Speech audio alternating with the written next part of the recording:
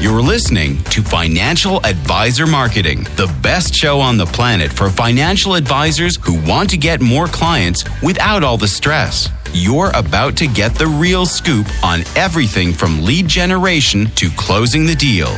James is the founder of theadvisorcoach.com, where you can find an entire suite of products designed to help financial advisors grow their businesses more rapidly than ever before.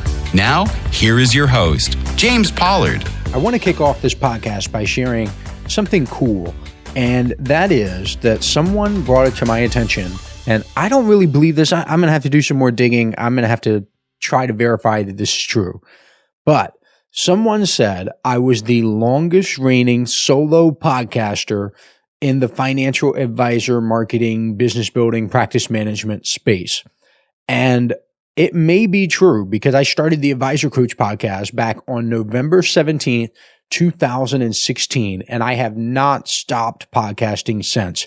The last episode of the Advisor Coach podcast aired in January of 2019. The very first episode of the Financial Advisor Marketing podcast, which is what you're listening to right now, aired in December 2018. So I might be the longest solo podcaster in the financial advisor marketing, business building, practice management space. That is pretty darn cool. I also want to tell you a little story about something I've observed here at the Advisor Coach. I have seen more credit cards fail due to insufficient funds over the past few months than I have seen in the past few years combined. The uptick started after federal student loan payments resumed in October 2023. I don't know if the two are connected. I'm just telling you what I saw. Surely financial advisors were making their student loan payments, right? I mean, right? It's pretty wild to think that people will take out $100,000 of debt to go to some college and take a bunch of irrelevant classes that they're not going to use, but they won't invest a few $1,000s into themselves and their businesses. But hey, I guess that's why they're getting the results they're getting, huh? I got a psychology degree. I left school with $29,000 and some change of student loan debt. And I felt so dumb. I couldn't believe that I did it. Fortunately, I had a business going. This was before the Advisor Coach and could make the payments with no problem. I made extra payments. I actually paid off my student loan early. I know. I could have invested that money. But the whole concept of taking out all this debt, it was absolutely absurd to me. I couldn't believe that I was paying nearly $30,000 of debt for stuff that I legitimately could have learned online. And I mean that. The whole thing is ridiculous. Of course, there are some instances where not having a degree is a barrier to entry, but I was an entrepreneur. Even when I had a job, I knew deep down that I wasn't going to be there forever. Anyway, but enough about that. So the student loan thing happened, and then people started getting their cards declined because of insufficient funds. But then Black Friday and Cyber Monday came along, and usage of buy now, pay later options skyrocketed. Klarna, which offers a buy now, pay later service, reported a 29% increase in orders placed by U.S. shoppers on Black Friday, with some of the most popular items being personal electronics, televisions, and kitchen appliances. 29% more in buy now, pay later. That's nuts. Surely financial advisors weren't overextending themselves for a freaking blender, right? Right? After that came the holiday season. A survey conducted by the Achieve Center for Consumer Insights found that half of American consumers expected to take on debt to pay for the holidays, and many of them expected to take months to pay it off. Surely financial advisors weren't getting themselves in debt like all of these other people, right? Right? I'm not so sure, because I've seen financial advisors have their credit cards and debit cards decline for as little as $20. $20. You can't even get half of a tank at the gas pump anymore for $20. And I'm not talking about declines due to entering the wrong number or the wrong security code. I want to make it perfectly clear. I'm talking about declines due to insufficient funds, aka no more credit on card, no more money in bank. For example, I had this guy try to subscribe to my Inner Circle newsletter, and I saw that my payment processor kept saying $99 failed, $99 failed, $99 failed. And I thought to myself, what the heck is going on here? And I clicked through some of the transactions, and it was the same guy who tried 3 separate credit cards, and all of them were declined due to insufficient funds. Every single one. I saw his website and his email address. You know how email addresses, like mine is James at theadvisorcoach.com. It could be like Bill at xyzmanagement.com or something like that. And out of sheer curiosity, I decided to go to his website. And he had a nice professional photo. He looked good, right? His website painted a picture of success and financial savvy and how he's doing so well and so awesome and he looked so cool. And he had Barron's top advisor littered all over on every page, it seemed. And from the looks of it, this guy had been in business for several years. He's built up like his wealth management firm or company or whatever. I don't want to give away any details. And you would think he would have had his act together. And it's so sad and hypocritical that he claims to know how to manage wealth for high net worth individuals and investors when not one, not two, but 3 of his credit cards are getting declined due to insufficient funds. And I checked my credit card, the spending power, and I could swipe for $99,000 and get approved, not $99, $99,000. And it wasn't always like this though. I'm not going to sit here and posture like I've always had it like that because I have not. But hey, I want to be part of the solution. I just don't want to complain on here and just keep going and going. So that is why in this podcast episode, I want to share a few things that you can use right away to set more appointments and get more clients. If you are a financial advisor out there and you'd like to grow even just a little bit, then this can help you. Of course, you have to do what I tell you. You can't just listen to this podcast episode, nod and smile and then move on with your life. You have to do the stuff. So the very first tip I have for you for creating social media posts that get clients is that you should write for your audience. Let me explain. A while back, I did this live webinar with a guy named Joe Moss, who runs a few advisor-related companies. He's a great guy. I like him a lot. He was doing these webinars for a few months, and he kept track of the guests he had and how many registrants he had. And let me give you a few. These are all public. He posted this on social media, so this is not like breaking news. I'm not sharing anything that people wouldn't want me to share. So Asset Map had 14 registrants for their webinar. Bento Engine had 4 registrants for their webinar. Yes, that's right. 1, 2, 3, 4. G Reminders, I don't think I've ever heard of that. Like the letter G and then Reminders, 17 registrants. And then Elements had 14 registrants. So like 13, 14, 15. Then one webinar that he did, and again, this is not a reflection on Joe, right? Joe's an awesome person, like really like working with him. He's cool. I'm just talking about the companies and the webinars now. One of the webinars had not 1, not 2, not 3, not 4, but 5 companies. They all got together and they got 35 registrants. 35. But when Joe did the webinar with me, he literally maxed out his Zoom plan of 100 registrants. We don't even know how many people were trying to register after it closed. It could have been 150. It could have been 250. We just don't know because it got maxed out. But how come 5 of these companies couldn't put together 40 people on a webinar, yet little old me got 100 people to register in short order? It's because I know my audience. I specifically called out my audience. In fact, I wrote the email that Joe sent to his list. And if you got that email, you know in the email, I say, hey, my name is James Pollard. I'm writing this email for Joe. Joe has persuaded me to do this thing. He's super persuasive and awesome, right?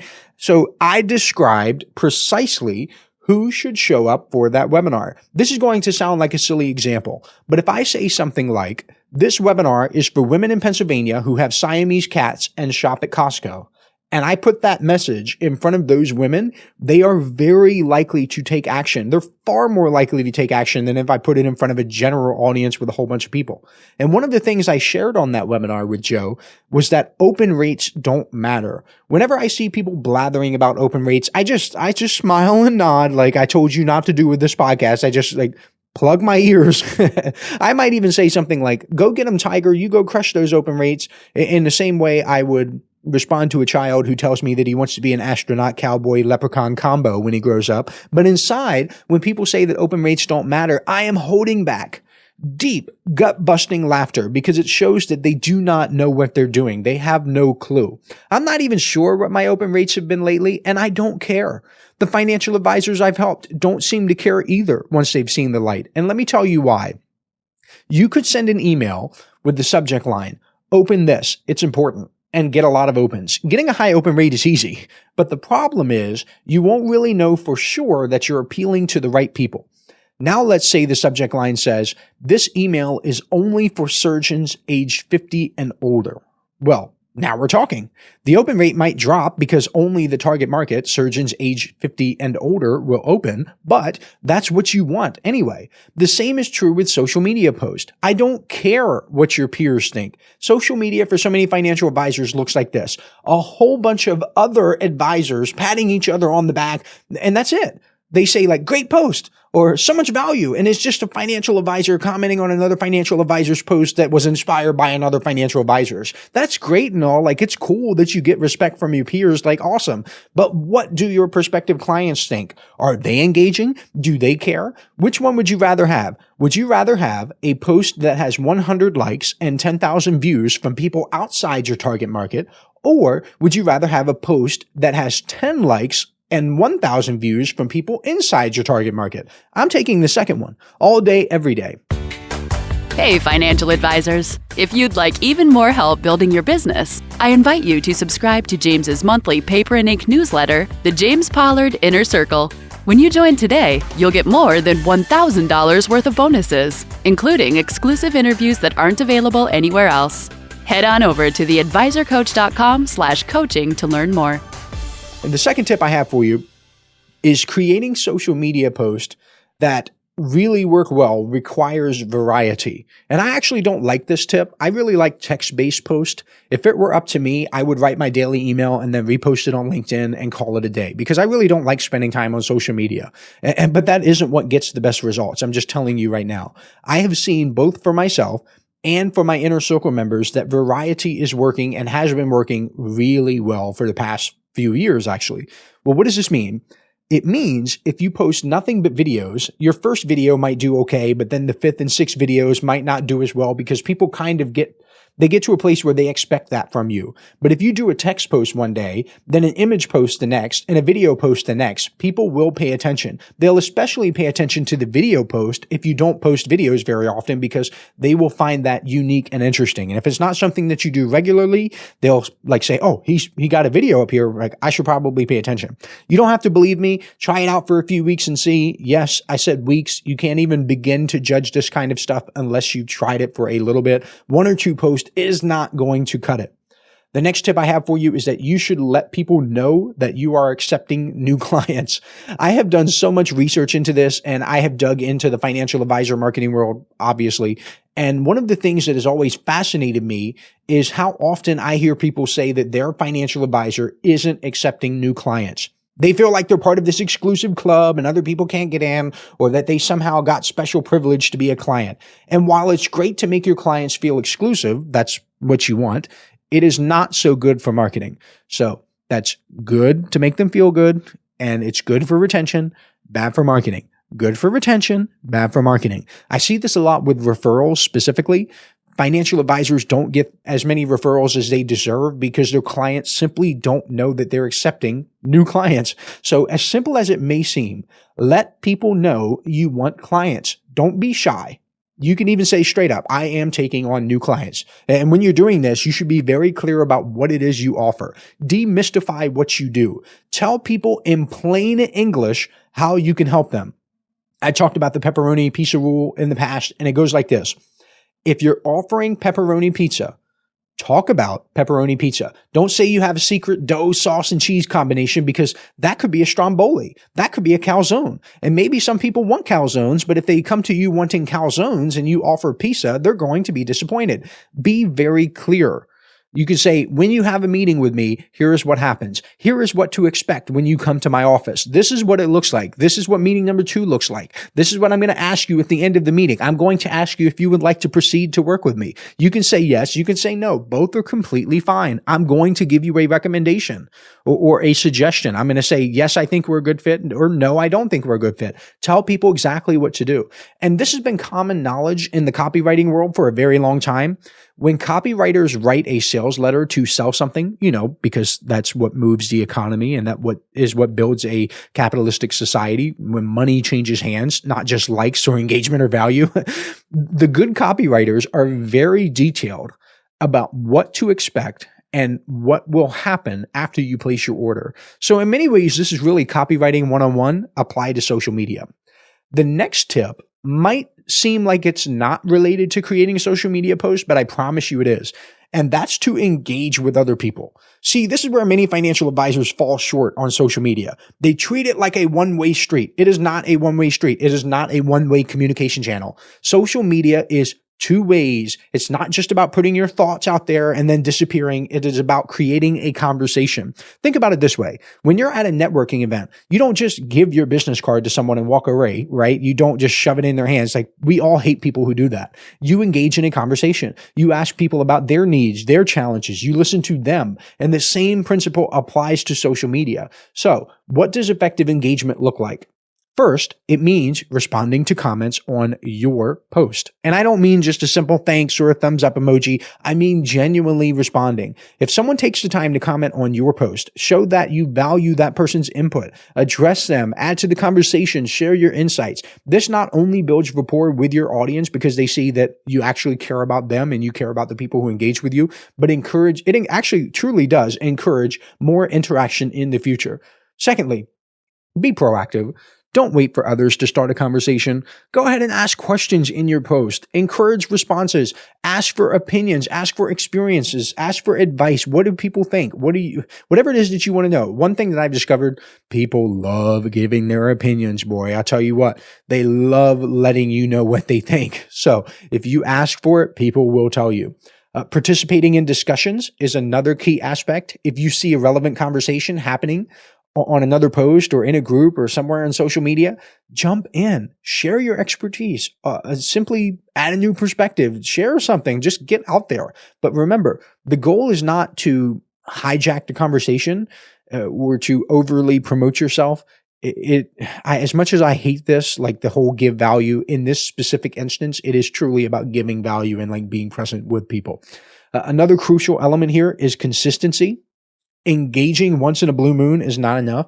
You need to be consistently active. Just set aside a little time each day, even if it's 10 to 15 minutes, to check your social media accounts, interact with your audience. This is just a consistent practice, and it will build trust. It will build familiarity. I've talked about this so many times on this podcast. If you feel like you don't have time, just look for the dead time, the pockets of dead time when you're at a doctor's office just waiting, or if you are picking up your kids from school and you're sitting in the car, whip your phone out. Of course, have your car in park, turn the car off, be safe, but whip your phone out, look at your messages, look at your engagement, try to figure something out while you're waiting for that. Just take advantage of dead time.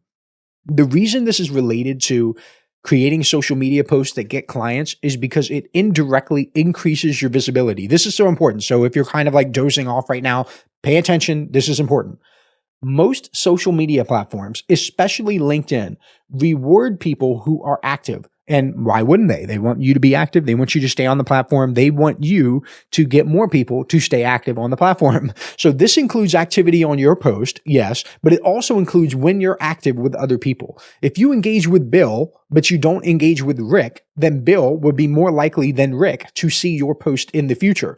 So if you have a niche of people like Bill, then make sure you're engaging with them and not just waiting for them to come to you, because by engaging with them, you're actually increasing your visibility. They see more of you, especially this is even truer if they engage back with you on the platform, because then a place like LinkedIn or Facebook or X will say, oh, this person likes to interact with this person, so I'm going to show more content.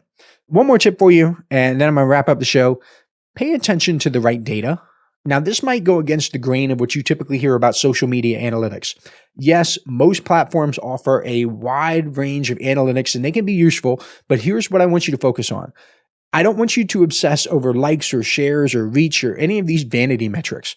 I want you to try to understand how your social media efforts translate into real world connections and ultimately booked appointments. That is where the true value lies. You can't go to the bank. You can't deposit likes. You can't deposit comments, but you can deposit money that you get from your clients. First, I want you to consider whether engagement is actually valuable to you in your business, because a lot of times engagement is just a complete and utter vanity metric. But sometimes it is a gateway to deeper relationships. When someone comments on your post, I want you to view it as an opportunity to start a conversation. When you receive a message or a question, treat it as a potential client inquiry. Now, that doesn't mean go into sales mode where you hop all over them and shove the stuff down their throat. You don't want to do that. Your goal should be to turn these interactions into consultations or appointments through a real relationship. On LinkedIn, this is absolutely much easier than anywhere else because your headline follows you around. People see financial advisor at XYZ Wealth Management in your headline. They're not stupid. They're not naive. They know what it is that you do. Now, I'm not saying completely ignore the traditional metrics. It's good to know which content resonates with your audience. Obviously, if you have one or two themes that consistently get a whole bunch more engagement than other themes, then you want to double down on those. But the key is to use this information to guide your interactions. For example, if a particular theme like retirement planning gets a lot of engagement, you should use that to start more conversations about that topic. And this is not just on social media. Maybe you host a live Q&A session on that subject. Maybe you share a case study. Maybe you build a lead magnet around that. Maybe you have a video about that. And all of those things will lead to a consultation. You will have calls to action in those things. So it's not just on social media, but you're using social media to inform the rest of your marketing. Also, it's crucial to track how your online interactions translate to offline results, aka the stuff that matters. This could be as simple as keeping a record of how many inquiries or direct messages or appointments that you have. This kind of data is far more valuable than any vanity metric because it shows the real impact of your social media efforts on your business growth. So many financial advisors think that tracking ROI from social media is this hard, difficult thing, but it's really not. If you have only seen Joe Smith on social media and Joe Smith books an appointment with you, then chances are Joe Smith came from social media. Not that hard, is it? It's like, it really isn't. And it's amazing that financial advisors, I think they complicate this because they just don't want to do it. They use it as an excuse, but that's neither here nor there.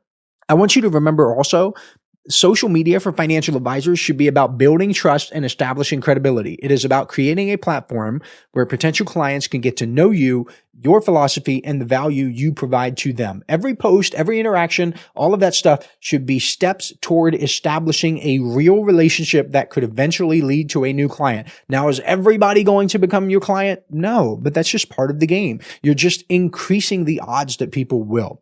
So to sum it up, because I'm already past 20 minutes here, I want you to shift your focus from chasing high engagement numbers to fostering genuine connections. I want you to use your social media analytics to understand and engage your audience better in the real world. You will have the goal of converting online interactions into real world appointments. That is the true measure of a successful social media strategy for financial advisors. I don't care what anybody else says. I live in the world where money pays my bills and I'm saving money in investment accounts and I need money, right? I don't need likes. I don't need comments. I need money. And as we conclude, I want to remind you just the essence of the podcast episode today. Social media success for financial advisors is not measured by all the vanity metrics. I know I keep hammering this. I keep saying it in different ways because I really want you to get it. The real success lies in the connections you build, the conversations you have, and ultimately the appointments you book. It's about turning your online presence into real world results. So as you start to get more active on social media, or maybe you really double down on your game plan, I want you to stay authentic, stay consistent, and always focus on your audience. Don't be one of those people that just gets pats on the back from other peers where financial advisors say, great post, great post, great post, and that's it. And you never get in front of your audience. I want you to get in front of your audience because the relationships you nurture today are the clients you will serve tomorrow. Thank you so much for tuning in to this episode of Financial Advisor Marketing. I hope you found these insights helpful. I hope you're feeling inspired to take your social media game to the next level. If you haven't subscribed yet, make sure you subscribe to this podcast for a whole bunch of episodes on growing your financial advice business. And until next time, keep making your mark in the social media world and the real world. I'll catch you next week. This is thepodcastfactory.com.